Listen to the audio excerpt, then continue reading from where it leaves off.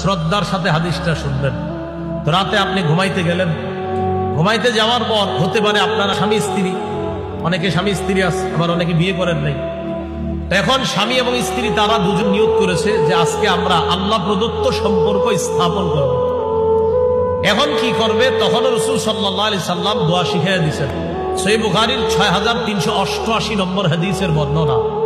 আল্লাহ রাসূলুল্লাহ সাল্লাল্লাহু আলাইহি ওয়াসাল্লাম, আল্লাহ নবী বলেন, লাউ আন্না আহাদাকুম ইদা আরাদা আইয়াতিয়া আহলা, তোমাদের কেউ যখন তার স্ত্রীর কাছে গমন করার ইচ্ছা করে, ফাকালা বিসমিল্লাহ আল্লাহুম্মা জান্নিবনাশ শাইতান,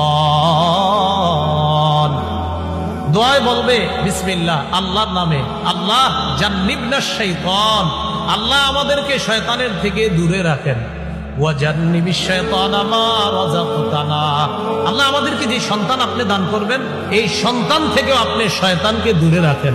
নবীজি বলেন তাদের এই সম্পর্কের ফলে যদি আল্লাহ কোনো সন্তান দেন, মনে করেন ওই সম্পর্কটা হইছে, আল্লাহ যদি তাদেরকে কোনো সন্তান দান করেন, ইন্নাহু ইয়ুকাদ্দার বাইনাহুমা ওয়ালাদ লাম ইয়াদুররুহু শাইতানুন আবাদা, তাদের এই সম্পর্কের ফলে যদি কোনো সন্তান হয়, শয়তান এই সন্তানের কখনো কোনো ক্ষতি করতে পারবে না।